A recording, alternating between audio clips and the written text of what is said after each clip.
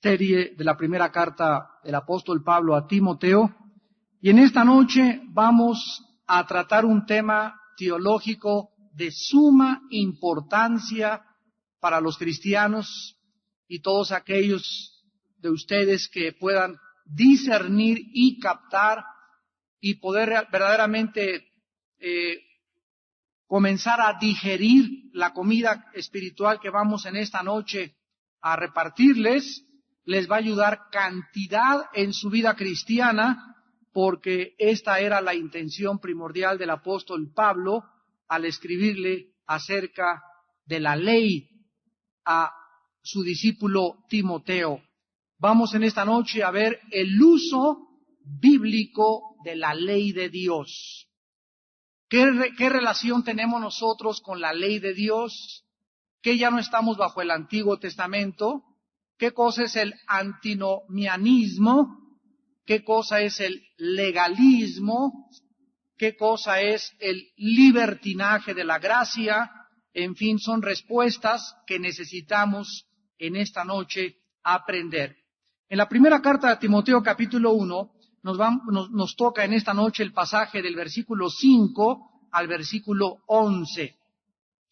Pues el propósito de este mandamiento o de esta orden es el amor nacido de corazón, limpio y de buena conciencia, y de fe no fingida, de las cuales cosas, desviándose algunos, comenzamos a observar el peligro que existe de desviarnos, se apartaron a vana palabrería, queriendo ser doctores de la ley, sin entender ni lo que hablan ni lo que afirman. Pero sabemos que la ley es buena si uno la usa legítimamente, conociendo esto, que la ley no fue dada para el justo, sino para los transgresores y desobedientes, para los impíos y pecadores, para los irreverentes y profanos, para los parricidas y matricidas, para los homicidas, para los fornicarios, para los sodomitas, para los secuestradores, para los mentirosos y perjuros, y para cuanto se oponga a la sana doctrina, según el glorioso evangelio del Dios bendito que a mí me ha sido encomendado. El apóstol Pablo, cuando nosotros estudiamos un libro de la Biblia o cuando estudiamos un pasaje, es muy importante tratar de meternos en el espíritu del escritor, ya sea Santiago escribiéndole a los judíos, Hebreos escribiéndole a los dispersados y a los legalistas, Gálatas a los legalistas, Pablo a los corintios con el corazón despedazado, y aquí Pablo a Timoteo en una urgencia en el espíritu de Pablo para que estas verdades quedaran impregnadas en su mejor discípulo que él había tenido y que estaba seguro propagaría o continuaría enseñando lo que él le había afirmado desde el principio. Pablo le dice en el versículo 5 a Timoteo que el propósito de la doctrina, del mandamiento, la razón por la cual él le está diciendo lo que le está diciendo, es que todos nosotros los cristianos, para enseñar la palabra, para predicar la palabra, para poder ser misioneros, para poder ser profetas, para poder manifestar los dones, necesitamos estar seguros que lo que salga de nuestra vida, lo que salga de nuestra boca, ¿verdad? Una fuente, no, si está amarga, no puede echar agua dulce. Entonces, si yo dentro de mi vida tengo amargura y ministro los dones en amargura, van a salir amargos y no voy a poder ministrar, sino que voy a ministrar en el espíritu en que estoy hablando o en que estoy ministrando. Si tú eres una persona muy orgullosa y muy soberbia, vas a comenzar a predicar en ese espíritu porque no tienes el amor nacido en tu corazón, no tienes una fe en tu vida que es real y verdadera, no tienes una conciencia limpia delante de Dios. Para poder ministrar necesitamos estar seguros que nuestra actitud y nuestra vida interior espiritual sea exactamente o cuadre exactamente con el propósito de Dios. Es importante pues que antes de cualquier otra cosa, nuestro más profundo deseo sea amar a Dios sobre todas las cosas y que su gloria siempre sea manifestada. Cualquier otro propósito mezquino, cualquier otro motivo que no sea el nacido de un amor a Dios, de una fe verdadera y de una conciencia limpia, comienza a desviarnos y hacernos que nos apartemos a vana palabrería, a ser merolicos nada más, a comenzar a predicar o enseñar cosas que ya ni siquiera la gente que está ahorita predicando y enseñando ya no saben ni lo que dicen ni lo entienden siquiera lo que están diciendo, y comenzamos sin que nos demos cuenta a desviarnos y apartarnos de la sana doctrina o de las palabras saludables de la palabra de Dios. El peligro, pues, de ministrar, el peligro de vivir una vida cristiana sin las tres condiciones del versículo 5 es desviarse de la fe, es apartarnos, es convertirnos en una enfermedad contagiosa en lugar de ser médicos y poder curar las almas. Si tú eres una mujer con rencores y llega tu vecina en la mañana a buscarte y tú todavía tienes rencor contra tu esposo y te viene a pedir un consejo, tú no puedes ministrar a tu vecina, tú no puedes efectuar en la consejería y darle esa palabra necesaria, sazonada con sal, donde el Espíritu usa y bendice y envuelve en amor a la persona, porque en tu espíritu hay rencor, en tu espíritu hay amargura. Si tú eres una persona con pensamientos impuros sexuales continuamente, no vas a poder enfrentar a una mujer bonita o a una muchacha guapa, porque inmediatamente vas a hacer contacto con su carne, ya se va a distorsionar lo que salga de ti y va a ser agua sucia, contaminada, lo que tú puedas hacer. Ya nulificaste tu ministerio. Se apartaron a vana palabrería. El versículo 7 nos explica que la mayor parte de las personas que existían en tiempos de Pablo y a través de toda la historia de la iglesia, y los tenemos en la iglesia aquí y allá y en todas las iglesias del mundo, es mucha gente que verdaderamente, bueno, uno lee libros, ¿verdad? Y ve unos programas de televisión y oye, muchas veces ahí me llegan muchos cassettes. Yo continuamente, todo el día estoy oyendo cassettes de los que me envían y mensajes y de predicadores en Estados Unidos, españoles, argentinos, etcétera, etcétera. Continuamente estoy oyendo la palabra de Dios y uno puede comenzar ya a discernir, ¿no? Pero hay mucha gente que ves también en la televisión, en los programas de la televisión de Estados Unidos y de Sudamérica, y es increíble la cantidad de palabrería que está saliendo de los púlpitos. Ya llegan los predicadores y pues Juan 3:16 y otro versículo, y en toda la predicación de 1 hora o 40, 50 minutos, casi ya no se menciona la palabra, son puros rollos y rollos y rollos y rollos, ya no se hace contacto con la palabra, ya no es la palabra la que se enseña, ya no es la palabra la que se predica, ya no hay exposición de la palabra. ¿Por qué? Porque se están apartando a vanas palabrerías. La palabra doctor aquí en el griego es la palabra griega nomo didaskalos, y es la palabra que se usaba para los maestros, para los rabinos o para los especialistas en alguna materia. En el versículo 8 dice Pablo que nosotros sabemos claramente que la ley es buena si uno la usa legítimamente. La iglesia de los tiempos primitivos fue atacada por dos herejías principales: el antinomianismo, antinomos, anti en contra de, nomos ley. La persona antinomiana es la persona que dice que la ley ya no tiene ningún significado para el cristiano, porque ya Cristo nos redimió de la maldición de la ley y que ya no tiene absolutamente nada que hacer la ley moral de Moisés en mi vida. Y la persona legalista es la que pone la ley sobre la gracia. Son dos filosofías opuestas, son dos herejías opuestas.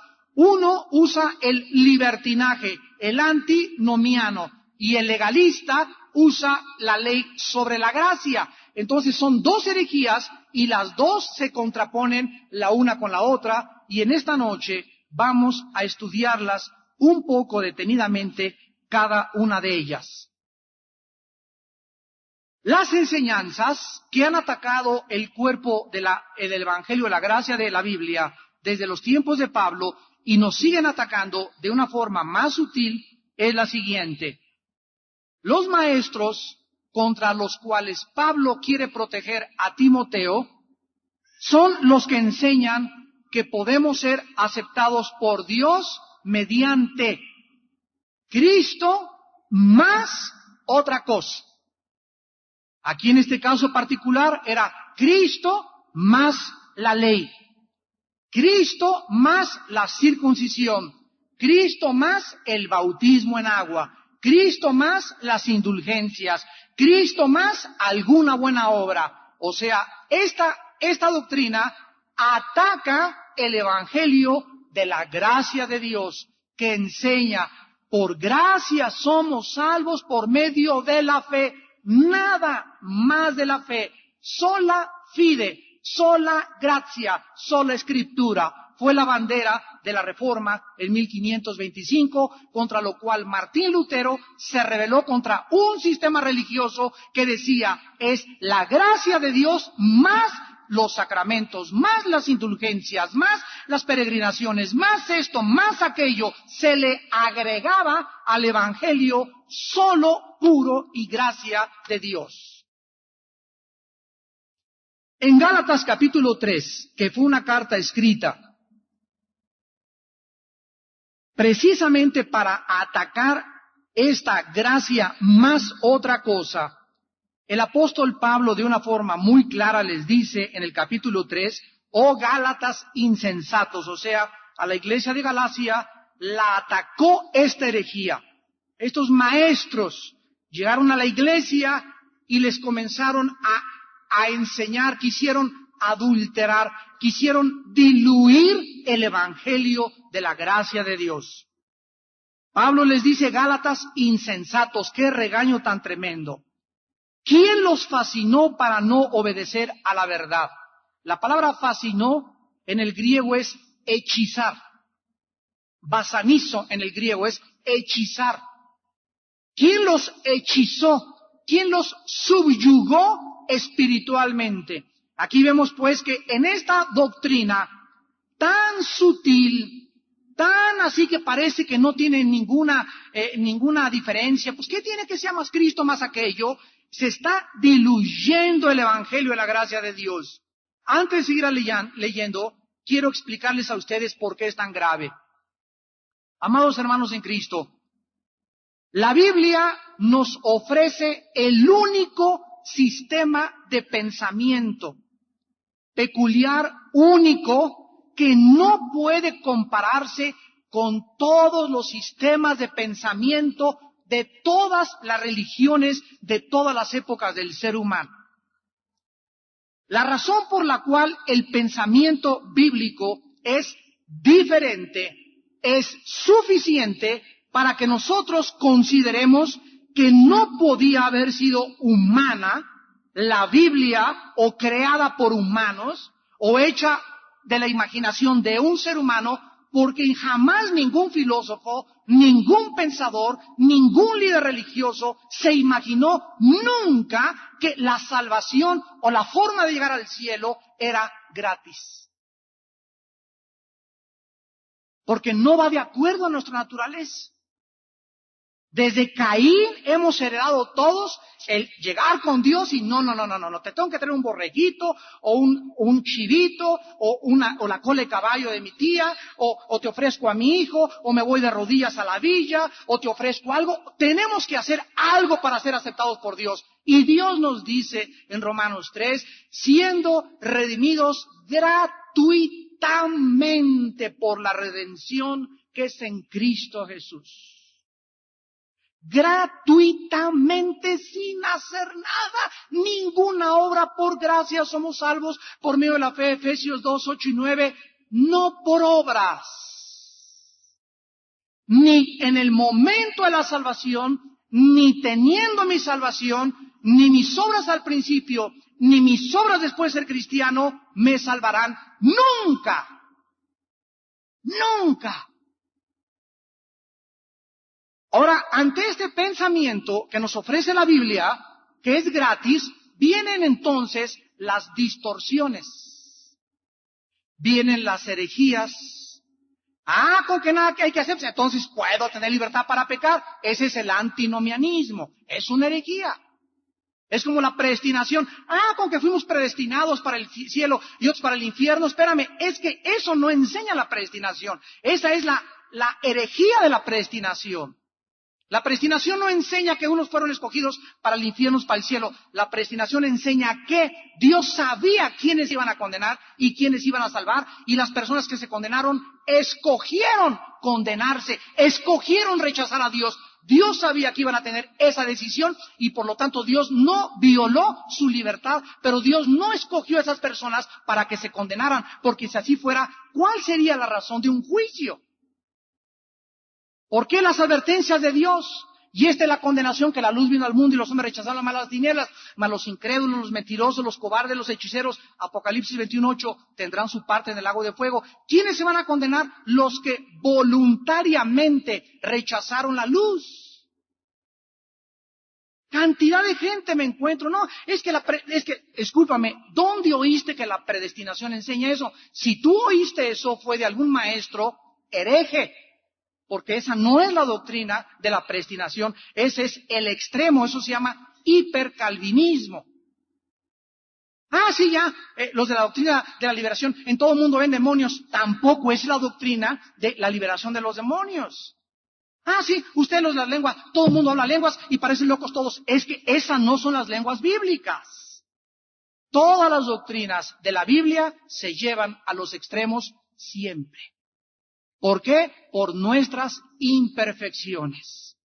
Por maestros que no tienen un amor nacido del corazón, por maestros que no tienen una fe sincera, por maestros que no tienen una conciencia limpia. Y las introducen en el torrente circulatorio de la iglesia y tú oyes por acá y oyes por allá. Y eso no es lo que se está enseñando. Son distorsiones de lo que te dicen que oyeron. Yo mismo he sido acusado tantas veces. Es que el hermano Armando dijo esto, es que cuando tú oyes esto no fue lo que dije. Pero ya uno lo hizo acá, otro lo hizo acá, y cuando llega la 10ª persona ya es realmente, yo ya soy un hereje. Pero gracias a Dios, ¿verdad? Que oímos la cinta, oímos el cassette, oímos el mensaje y lo volvemos a oír. Y no es eso lo que se está diciendo, es la distorsión de tus oídos. Jesús dijo, fíjate cómo oyes. Tengan cuidado, dijo Jesús, con lo que oyen, porque siempre oímos mal. Oh Gálatas insensatos, ¿quién los fascinó para no obedecer a la verdad? ¿Cuál era la verdad que oyeron? La verdad de que el evangelio es por gracia. Por gracia. A vosotros, ante cuyos ojos Jesucristo fue ya presentado claramente entre ustedes como crucificado. Esto solo quiero saber de ustedes. A ver, contéstenme, dice Pablo. Cuando recibieron el Espíritu Santo, ¿hicieron algo para recibirlo? O sea, ¿lo recibimos por las obras de la ley? Porque guardamos un mandamiento, porque Padre Santo, ya guardé tus 10 mandamientos, o guardé del 1 al 8, Señor. Guardé del 1 al 9, dame el Espíritu Santo. ¿Así recibimos el Espíritu Santo? Nadie ha recibido el Espíritu Santo porque haya sido una buena persona. Nadie puede llegar a Dios, Señor, como ya repartí mi dinero, como ya hice un convento para monjitas, como ya hice, dame. Jamás. Esto no es la mente de Dios. O por el oír con fe. ¿Cuándo recibimos el Espíritu Santo? Cuando oímos con fe, sin obras. Muy bien. ¿Tan necios sois? Entonces, si cuando ustedes se convirtieron, el Espíritu Santo vino a ustedes cuando no habían hecho ni una sola obra, dice Pablo, habiendo comenzado entonces en la vida cristiana por el Espíritu, ¿ahora vais a acabar por la carne? O sea, si nuestra vida cristiana comenzó por la gracia, sin haber hecho yo nada, ahora que ya soy salvo y voy a caminar en la fe de Dios, espero o pienso o creo que mis obras me van a seguir haciendo merecedor de la gracia de Dios. Ni en el momento de la salvación, ni después de mi salvación, mis obras tienen mérito alguno. Óiganlo bien, nuestras obras nunca tendrán mérito alguno. Las obras que yo hago, lo vamos a ver ahorita que estudiamos el legalismo, cuando yo me porto bien, no lo hago para tratar de comprar a Dios o, mira señor, aquí estoy repartiendo muchos folletos, mira fui a visitar enfermos, mira he predicado, mira no he visto a ninguna muchacha desnuda, mira no he tenido ningún mal pensamiento, Señor, y ahora sí, ¿me das? Nada de lo que hacemos es para que, Señor, dame. Lo que hacemos es porque lo tenemos que hacer como el fruto de nuestra justificación. Como la manifestación, mis obras demuestran que tengo fe. Son un fruto de mi fe, pero mis obras jamás podrán merecer y decirle, Padre, como ya hice esto, como ya hice aquello, dame. Porque en el momento en que yo le digo a Dios, dame, en ese momento Dios me debe. Entonces ya no es gracia. Y es por obras. Y entonces muchos cristianos, Señor, pero 3 años te he amado, Señor, 4 años he sido fiel y me quitaste a mi hijo, 4 años pasaron esto y te he hecho esto, Padre Santo, y no encuentro trabajo, para eso soy cristiano, para eso me entrego, no he visto a ningún muchacho en 5 años, Padre, y ya llegué a los 30 y se me va el camión, Señor, pues ¿qué no me estás viendo? Dame, Padre Santo, y le estás gritando a Dios, lo merezco, y te contesta Dios, no es por obras. Dios te contesta, aunque hicieras y dijeras misa, mijita, y aunque te pararas de manos y fueras acróbata, y en la cúpula de la catedral hicieras ahí peripecias, y te comunicaras con Juan Gabriel, lo que te doy, entiéndelo, lo que te doy, te lo he dado y te lo seguiré dando por gracia. Por gracia.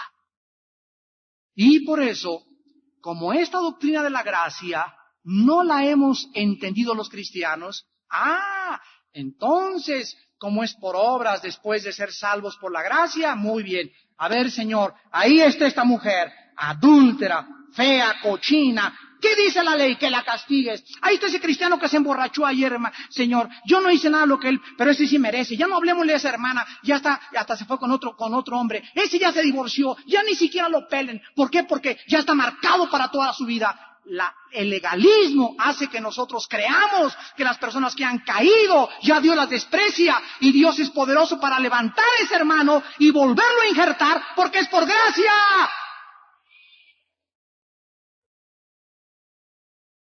Por gracia. Por gracia somos lo que somos. ¿Quién es digno? ¿Quién? Señor, si tú mirares al pecado, dice los salmos, ¿qué dice? Nadie podría estar delante de tu presencia, mas en ti hay perdón para que seas reverenciado. Por gracia. Entonces, haga lo que haga, ¿verdad? Ahora ya le entendí al hermano, haga lo que haga. ¿Ya Dios no me va a hacer nada? ¿Licencia para pecar? Ahí estás, en el lado hereje. ¿No has entendido que a libertad hemos sido llamados? Gálatas 5:13. Nada más que no usemos esa libertad como libertinaje, como ocasión para pecar. Lo vamos a ver a continuación. Dice el versículo 3, habiendo comenzado por el Espíritu, van a acabar en la carne. Tantas cosas han padecido en vano, si es que realmente fue en vano. Aquel pues, o sea Dios, que os suministra el Espíritu y hace maravillas entre ustedes. A ver, dice Pablo, contéstenme, ¿lo hace por las obras de la ley o por el oír con fe? ¿Ustedes creen que cuando Dios hace maravillas y milagros es porque Es que somos la iglesia ungida.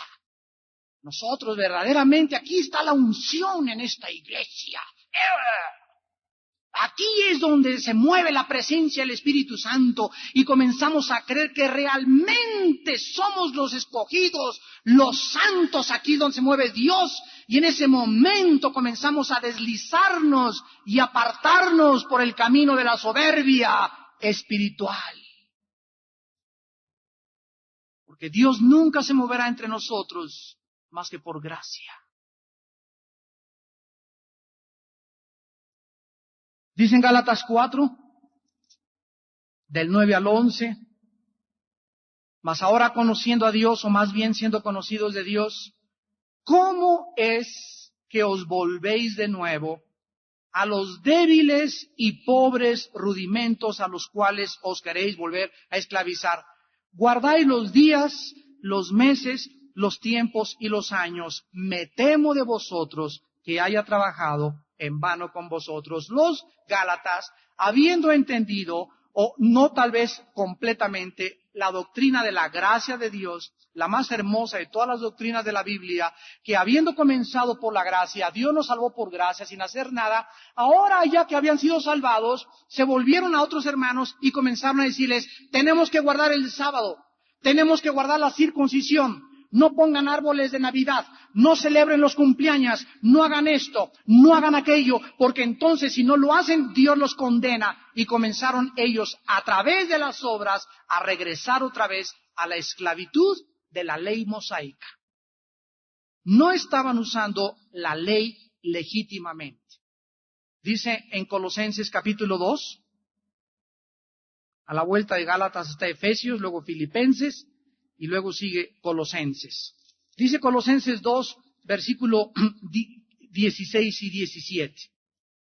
Por tanto, nadie los juzgue en comida o en bebida, o en cuanto a qué días de fiesta, luna nueva o días de reposo. Todo lo cual es sombra de lo que ha de venir, pero el cuerpo es de Cristo. No permitan, dice Pablo, que nadie venga y los juzgue o los acuse o los condene porque no guardan el sábado o porque no guardan su cumpleaños o porque no celebran la Navidad o porque celebran la Semana Santa. No permitan que nadie los juzgue, porque las personas que los quieran juzgar los están trayendo otra vez al yugo de la esclavitud. Todas estas cosas de guardar esto y guardar aquello, etcétera, etcétera, pertenecían bajo la ley mosaica. Entonces, ¿cuál es, pues, nuestra relación actualmente con la ley? Número 1. Les voy a dar los 3 propósitos principales de la ley de Moisés. Vamos a estudiar a continuación el antinomianismo y el legalismo.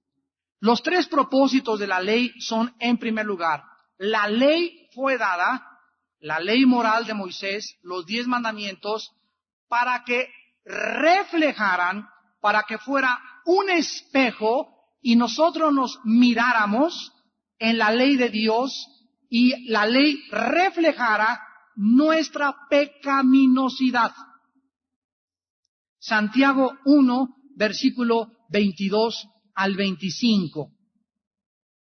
Sean hacedores de la palabra y no tan solamente oidores, engañándoos a vosotros mismos. Porque si alguno es oidor de la palabra, pero no hacedor de ella, este es semejante al hombre que considera en un espejo su rostro natural, porque él se considera a sí mismo y se va, y luego se olvida cómo era. O sea, la persona que viene a la Biblia y encuentra que ama a tu esposa sacrificialmente, Dios me está hablando, enséñale a tus hijos la palabra, me estoy reflejando, me está mostrando lo que debo hacer. Llego a mi casa, no hago eso, no hago con mis hijos, me olvido de todo lo que vi. Es igual, dice Santiago, a que en la mañana te levantes y veas en el espejo que tienes ahí un barrito así feo, parece volcán, y ay, qué feo está y todo despeinado, y te vayas así al trabajo, ni te peinaste ni vaselina, entonces ¿para qué te sirvió el espejo? El espejo te está reflejando tu estado para que lo compongas, pero si tú no compones tu estado, al verte en el espejo, de nada sirve que tengas un espejo. ¿Está claro? Es lo que Santiago está diciendo. Ustedes que ven a la Biblia y vienen a la Biblia y estudian la Biblia y se van y no hacen lo que la Biblia hace, son iguales a las personas que se miran en el espejo en la mañana y salen despeinados a su trabajo. Por un lado, nos refleja la Biblia la perfecta justicia de Dios y por otro lado, nos refleja nuestra pecaminosidad. Cuando nosotros miramos a Dios en la Biblia y veo que Dios me manda, y leo en 1 de Pedro 1, ser santo, híjole, ser santo. No hay moralidad, no hay moralidad. No robes, no robes. Todas las cosas que Dios me prohíbe son las que me gustan. Y cuando yo me veo en la ley de Dios, entonces el propósito de la ley es que yo en la ley pueda mirar mi debilidad y decirle, Padre Santo, después de que veo la ley, Señor, me pides cosas demasiado difíciles, eso es lo que yo quería. Que tú te reflejaras y vieras tu pecaminosidad y mi santidad y te volvieras a mí y me pidieras mi gracia. Que lo que era imposible que me cambiara.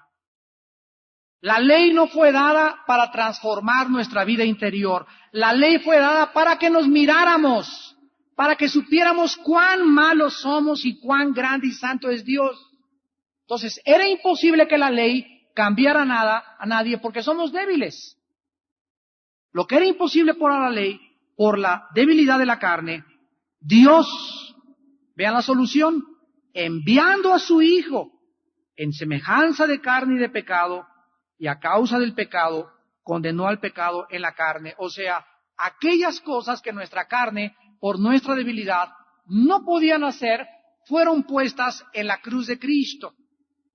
Y Cristo es el único ser que ha existido desde Adán, el único, ni Moisés, ni Malaquías, ni David, ni nadie, no hay nadie que haya cumplido los 10 mandamientos.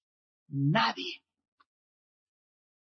¿Se acuerdan ustedes de la historia del joven rico? La voy a mencionar en unos momentos, pero eso es lo que Dios quiere que nosotros entendamos. Ahora dice en Gálatas capítulo 3, versículo 10 al 14, todos los que dependen de las obras de la ley están bajo maldición. O sea, si tú estás dependiendo que para que Dios se agrade de ti, debes todos los días guardar el primer mandamiento, y el segundo mandamiento, y el tercer mandamiento, a ver cuál mandamiento fallé, y el cuarto mandamiento, y el quinto mandamiento, ya guardé los 10 mandamientos, ahora sí, Señor, acéptame. Si estás dependiendo de guardar los 10 mandamientos para que Dios te acepte, estás al contrario, estás bajo una maldición. Porque repito, nadie los ha guardado. Ahora dice aquí la palabra de Dios, porque escrito está, maldito el que no permaneciere en todas las cosas escritas en el libro de la ley para hacerlas. O sea, hay una maldición para aquella persona que no cumpla los 10 mandamientos. Entonces, ¿qué significa esto? Que si tú no los has cumplido, ni yo los he cumplido, ¿qué cosa?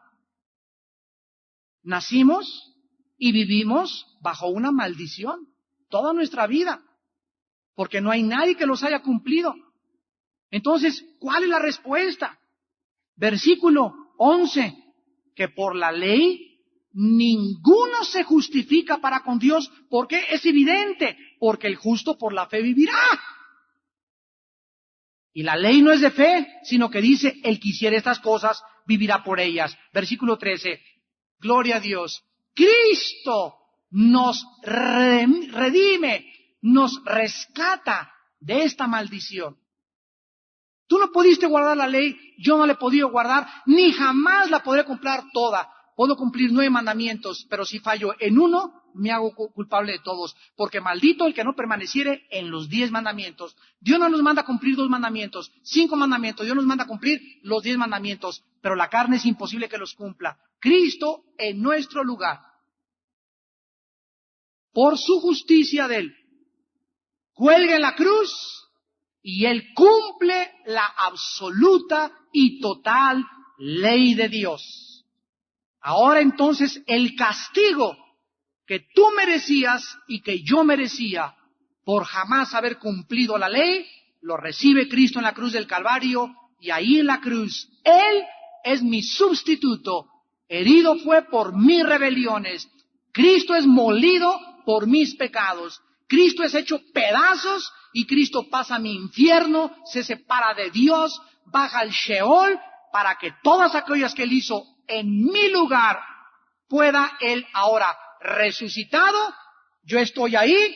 Jesús me dice, ya reconociste que nunca podrás cumplir la ley de Dios. Lo reconozco, Señor. Ahora yo, dice Cristo, te imputo, te entrego, te infundo mi justicia. Ahora vas a ser justo, no porque hayas hecho algo bueno, sino porque mi justicia yo te la doy.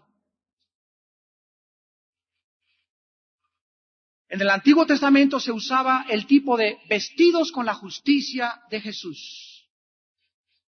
Dice Romanos 3:10, no hay justo ni aun uno. Y ahora dice Romanos 5, justificados por la fe. Por la fe soy declarado justo, no por hacer nada. Por haber creído en el nombre de Cristo, en que Él pagó en mi lugar, en que llego a la cruz arrastrándome, viendo mis pecados, me veo debilitado, jamás podré hacer la ley de Dios. Ahora Dios, ten misericordia de mí, Señor. Y Jesús entra a mi vida, y Él en mi vida es mi justicia, Él es mi redención, Él es mi santificación, Él es mi sabiduría. 1 Corintios 1:30 y 31. ¿Lo van entendiendo? ¿Cómo está el mecanismo? Ustedes que creyeron que nada más ya, Jesucito mío, mi dulce compañía, nació en Belén, su mamá fue la Virgen María, resucitó a los 3 muertos y me voy al cielo. ¿Ustedes creían que nada más eso era ser cristiano? El cristianismo contiene el mecanismo más profundo, intelectual, de la mente humana, espiritual y teológico. Ninguna religión, ni el Corán, ni los mormones, nadie tiene la teología, soteriología, angeliología, demonología, escatología que tiene la palabra de Dios. Es increíble las riquezas que encontramos al estudiar la Biblia, porque toda la Biblia está relacionada con Dios y con los seres humanos. Ningún libro de Sigmund Freud, de Carl Jung, de Skinner, de Friedrich Nietzsche, de ningún filósofo te podrá dar la profundidad de la forma como actúa la naturaleza humana en las diferentes circunstancias de la vida. Nadie más que la Biblia. Y Dios quiere que nosotros entendamos esto. El segundo propósito de la ley fue restringir la maldad. La ley, repetimos, en sí mismo no cambia el corazón humano. Yo voy manejando en mi coche y la ley dice, no te pases el alto. Ese semáforo no puede cambiar mi corazón. Si yo soy ladrón y la ley dice, los ladrones los vamos a meter a la cárcel, el hecho de que la ley diga que me van a meter a la cárcel no me hace una persona honesta. La ley no puede cambiar la naturaleza humana, pero sí puede proteger a los justos de los injustos. Romanos capítulo 3. La ley no puede cambiar al ser humano, pero la ley sí puede cambiar o sí puede protegernos de los malos.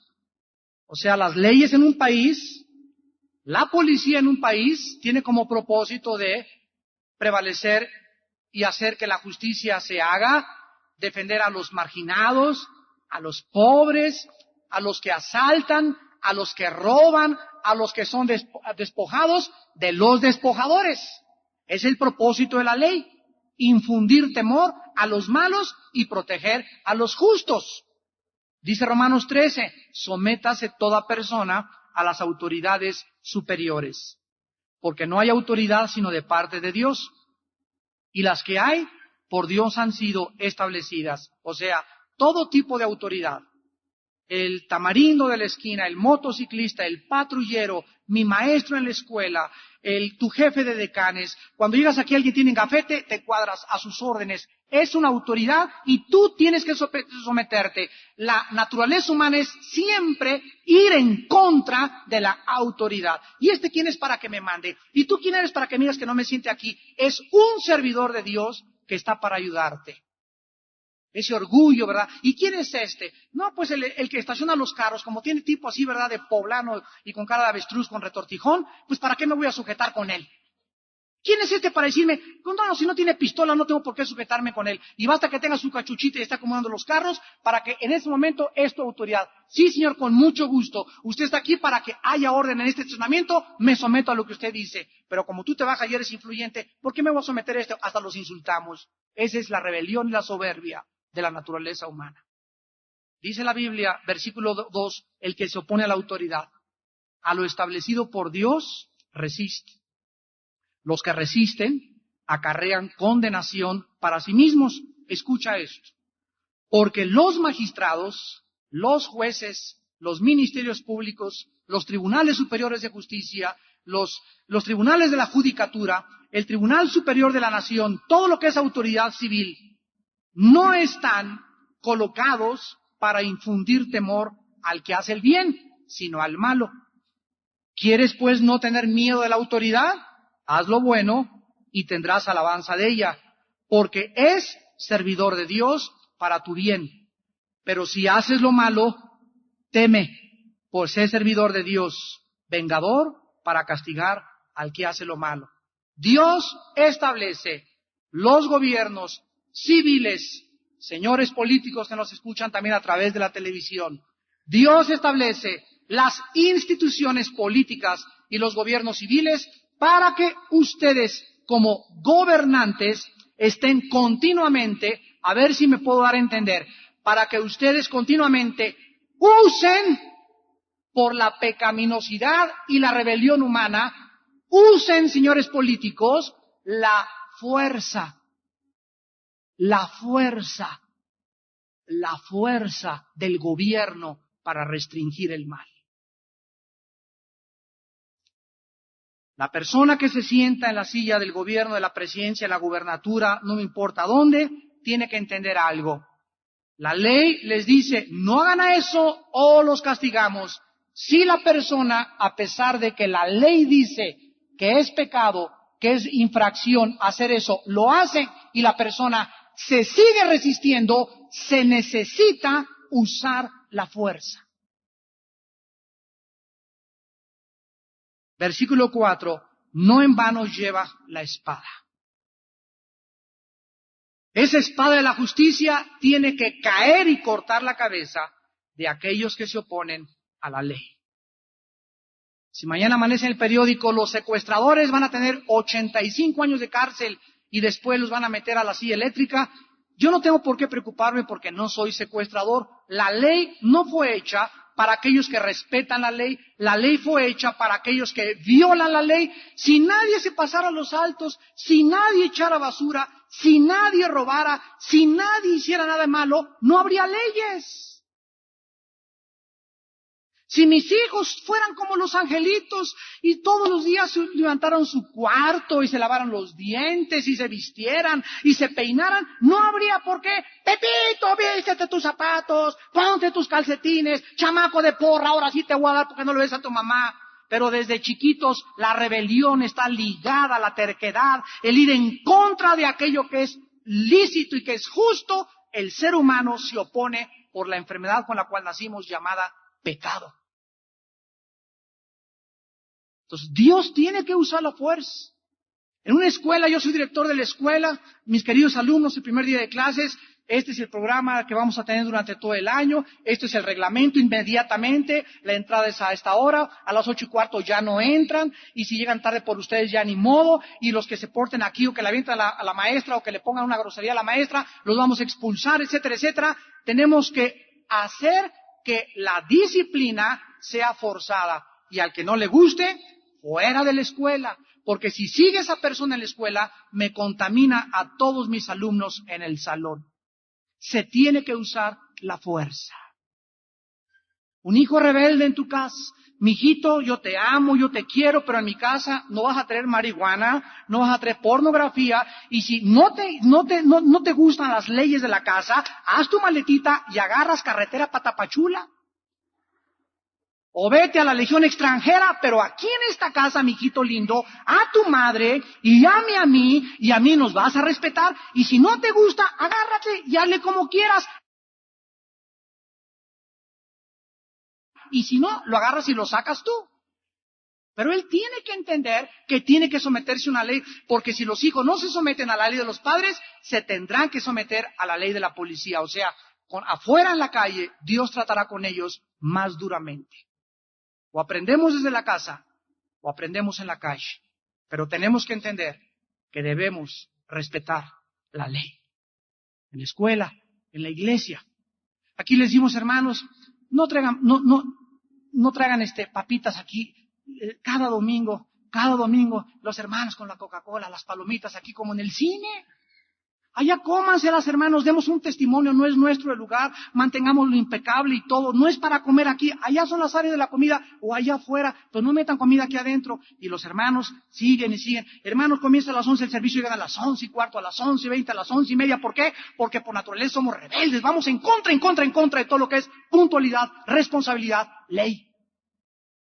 Y sabes algo, que no vas a crecer nunca en tu vida cristiana, porque Dios quiere formar carácter en nuestras vidas. Carácter. Ser responsables, ser puntuales, ser obedientes, ser pulcros. Hay hermanos que llegan al estudio y hacen así, y haz de cuenta que es un aletazo de tiburón el que te dan. Y no es porque no tengan, es porque no les gusta bañarse, porque no les gusta peinarse, porque no les gusta ponerse una locioncita Sambor de 15 pesos por lo menos, no les gusta oler bien, por eso nunca tienen novia tampoco. Y en tercer lugar, la ley nos sirve para revelar lo que le agrada a Dios. Como hijos de Dios, la ley nos ilumina y sabemos aquí en la ley. ¿Y qué estoy diciendo? ¿Ustedes creen que cuando hablamos de ley nada más el Antiguo Testamento? ¡Qué grande equivocación! Nosotros encontramos leyes en el Antiguo Testamento y encontramos mandamientos en el Nuevo Testamento también. En el Nuevo Testamento se nos mandan a hacer muchas cosas y muchas cosas se nos mandan a hacer en el Antiguo Testamento. La diferencia está en que en el Nuevo Testamento es la ley de Cristo y de la libertad. En el Antiguo Testamento eran obligados a cumplir la ley. En el Nuevo Testamento me nace cumplir la ley. ¿Ven la diferencia? En el Antiguo Testamento es, hijita, lávame los trastes, aunque te enojes y lo vas a lavar. Y la muchacha, y lava los trastes, obedecía la ley, refunfuñando. En el Nuevo Testamento, Cristo entre nosotros, hijita, lava los trastes. Sí, mamita, con mucho gusto, aunque se me haga tarde, lo hago por amor a Cristo. Todo lo que hagáis, hacedlo para Él. Y al hacerlo, ¿qué demuestro? Que tengo fe. Esto que hice no es para comprar a Cristo. Mira lo que dice la ley a mi mamá. No, lo hago porque Él murió por mí, en gratitud a su inmenso amor por mí en la cruz.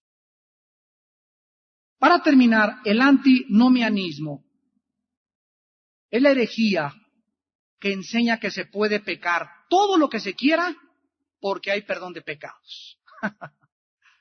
Pues en la sangre de Cristo hay perdón, ¿verdad? Pues arras. En la noche llegó y me persino, una penitencia, 5 Padres Nuestros, y ya me perdona el Señor.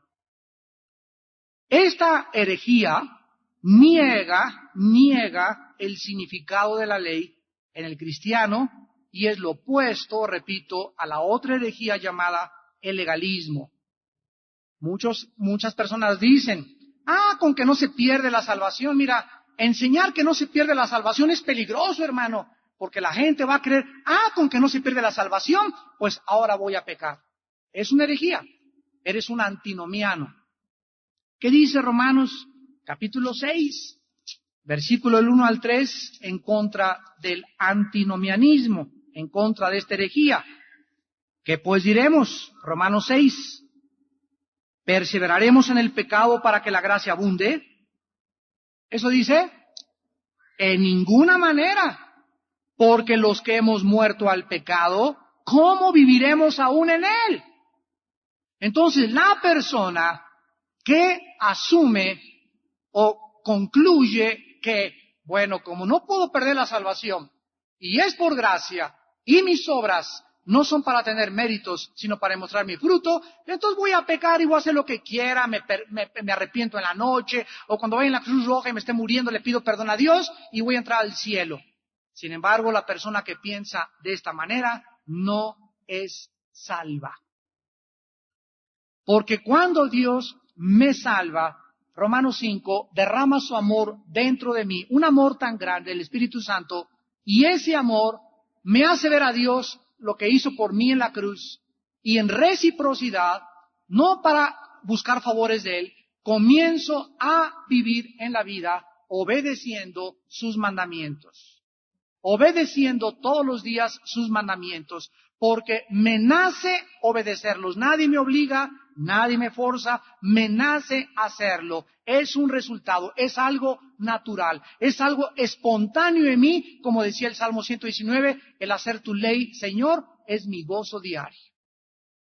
Amo tus mandamientos y tus leyes, decía David, más que cualquier otra cosa. Amamos la ley de Dios porque nos nace hacerlo, porque hemos sido regenerados, hemos sido transformados. Y cuando muchas veces peco y caigo, pero no estoy deleitándome ni tentando a Dios, sino que me arrepiento, me duele, y la mayor parte del tiempo trato de no pecar, porque amo la santidad. La persona antinomiana. Dicen que como ya se nos libró de la maldición de la ley, entonces la gracia nos sirve como una licencia para pecar. Y esta es una de las herejías que nació en Roma también. Tantas cosas que traemos de ahí. En 1515, más o menos 20, un señor llamado Juan Tetzel en Alemania pasó con una cajita y comenzó a gritar en Alemania: todos ustedes los que me escuchen, quiero decirles que esto que traigo aquí se llaman indulgencias plenarias. Cuando ustedes depositen un chelín o una moneda de oro en esta cajita, 15 años del purgatorio los serán borrados. O sea, échale, compra el favor de Dios y sigue pecando. Esta herejía entró a la iglesia cristiana evangélica y muchos cristianos viven de esta manera. Puedo pecar con tal de que total doy mi diezmo, pago esto, le pido perdón a Dios y ya me perdona. Esto es un error tremendo, confundir la justificación con la santificación. Somos justificados por la fe sin las obras. Todos los creyentes crecemos después de ser justificados a través de la santificación, obedeciendo los mandamientos de Dios. Mientras más obedeces la ley, más creces. Ya no la obedezco porque se me impone, la obedezco porque la amo y porque me nace. Esta es mi santificación. Dice Primera de Corintios capítulo 15, versículo 10, de una forma clarísima. Pero por la gracia de Dios, dice Pablo, por la gracia de Dios soy lo que soy. Y su gracia no ha sido en vano para conmigo. Antes he trabajado más que todos ellos, pero no yo, sino la gracia de Dios conmigo. Observen lo que dice, qué profundidad. Todo lo que soy, dice Pablo, es por la gracia de Dios. Pero aquí se nos revela algo tremendo, que aun cuando esa gracia que diario Dios me da, se llama la gracia santificante, para que pueda yo hacer su voluntad, esa gracia que diario Dios me da, esa gracia yo la puedo desperdiciar. No ha sido vano conmigo, dice Pablo. O sea, hay otros cristianos que Dios les ha dado también y Dios les ha enviado esa gracia, pero por su negligencia, por su apatía, por su pereza espiritual, por no levantarse temprano, por no ayunar por lo menos un día a la semana, la gracia de Dios no ha sido lo suficientemente poderosa como en el otro hermano que se manifiesta más el poder de Dios.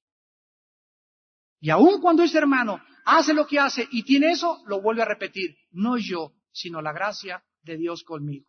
No hay nada que yo haga, no hay nada que yo tenga, ni tú tampoco, que sea por las obras. Todo es por gracia. Y la otra herejía para acabar es el legalismo. Es lo opuesto al antinomianismo. Porque mientras el antinomianismo niega la ley en la vida del creyente, el legalismo exalta la ley sobre la gracia. Los legalistas del tiempo de Cristo fueron los fariseos. Y Cristo los amonestó más que a cualquier otro ser humano en esta vida. La herejía principal del legalismo consiste en creer que uno puede ganarse por las obras el cielo o siendo cristiano el favor de Dios. Ese es el legalismo. El legalista es la persona que le dice a la hermana que se acaba de convertir y que ya con minifalda, es que a la iglesia tienes que venir con falda larga y ya. Y a la iglesia tienes que ya dejarte tu pelo suelto y tienes que ponerte como musulmana un vestido aquí que te llegue aquí y hasta los tobillos del pie. Porque así es como deben ser las cristianas. Muy bien. Esa muchacha a la que tú le estás aconsejando eso, todavía no ha experimentado ni el poder de Dios, no ha crecido en el poder de Dios, no entiende tampoco intelectual ni teológicamente la gracia, y llegas y le pones, acabando de convertirse, una mochila. Le pones cargas más pesadas que las que puede soportar. Es como si a un bebito chiquito le dices, no me chille. Oye, pues si es un bebé, ¿qué quieres que haga, verdad? Los niños por naturaleza lloran. Ya cuando crezcan y entiendan y llegan a una casa, ya tienen 4 o 5 años, ya pueden obedecer, no llores. Pero uno de 1 año, 6 meses no le puedes decir eso. Le estás poniendo cargas que no pueden llevar. Eso es el legalismo. Es que si para que comiences a ser aceptada por Dios, te tienes que vestir de esta manera, tienes que dejar de fumar ya, tienes que dejar esto, tienes que dejar aquello, no ir al teatro, no ir a ningún lado, porque si no, ya no eres cristiano.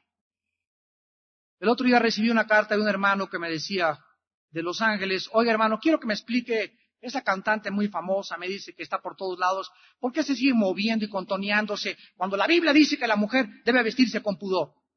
Bueno, le contesté al hermano y le dije, mire, esa artista, tengo entendido que se acaba de convertir. Le dije, hermano, dele tiempo, sea misericordioso con ella a que crezca. Y ya después de 2 o 3 años que digan que es cristiana, creo que va a cambiar su manera de vestir. Pero ahorita está como un niño, está creciendo. Dele tiempo a que crezca en la gracia y el conocimiento de Dios. Eso es el legalismo. Es apegarnos a la letra en lugar de al espíritu.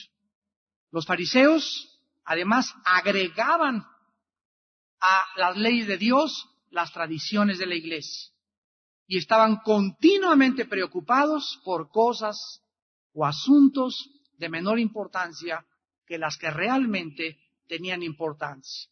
Esa muchacha que llegó a la iglesia y se convirtió y que a lo mejor viene de la prostitución, o ese hermano que le decían el ángel del infierno allá en Santa Julia con su cola de caballo y su arete aquí, llegando a la iglesia no puede llegar a cortarse la cola de caballo y para que sea aceptado en la iglesia quitarse el arete, porque tenemos que aceptarlo como él viene. Y lo más importante que se quite el anillo y que se deje el pelo y que se vista bien es, comienza a leer la Biblia, hermano, vamos a orar, a aprenderlo a orar y no echarle cargas, no tienes que hacer esto, tienes que hacer aquello, tienes que ya portarte de esa manera, porque no van a poder hacerlo, porque no han crecido ni son fuertes en la gracia de Dios. Eso es el legalismo.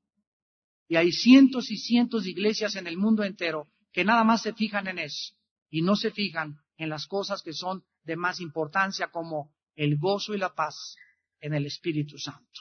Oremos.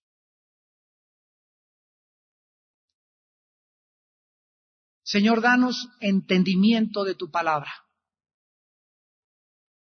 Que podamos presentarnos como obreros que trazan bien la palabra de verdad. Danos, Señor, equilibrio y balance en nuestras doctrinas. Y la única protección, el único antídoto contra el legalismo y el antinomianismo es conocer y estudiar seriamente, sistemáticamente, la Biblia. Por eso Jesús nos ordenó que escudriñásemos las Escrituras.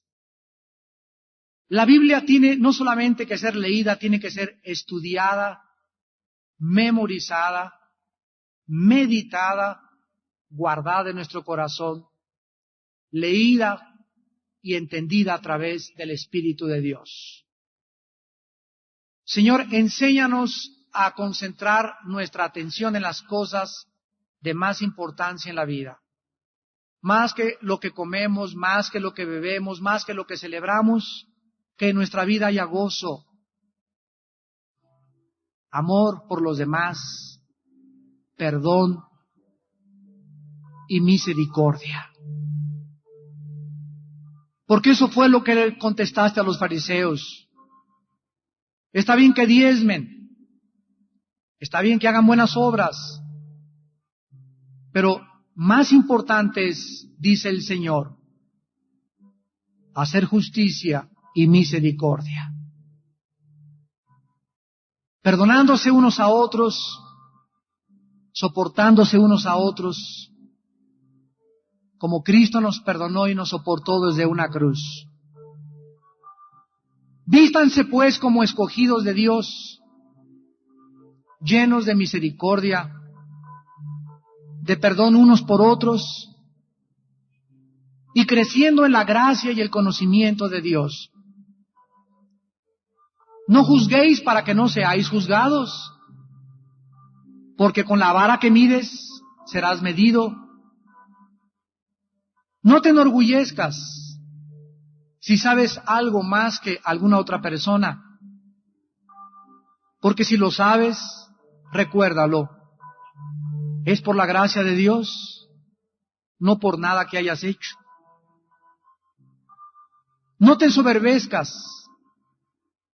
porque tienes mejor doctrina que otra iglesia o que otros hermanos. Ellos tal vez no han tenido esa gracia que tú has tenido de oír más que ellos. Sé misericordioso y compasivo con tus hermanos y compárteles con un espíritu de humildad lo que tú sabes, nunca queriendo demostrarles que sabes más que ellos, sino demostrándoles que les amas y que muchas de las falsas doctrinas les pueden llevarse a que se aparten de la fe. En ese espíritu exhorta y reprende con toda doctrina. Señor, que tu Espíritu Santo en esta noche nos haya dado entendimiento e iluminación, porque tu promesa es que Él nos guiaría a toda la verdad. Gracias, Espíritu de Dios, por mostrarnos el camino, la verdad y la vida, que solo se encuentran en el Señor Jesucristo, nuestro Dios y Salvador.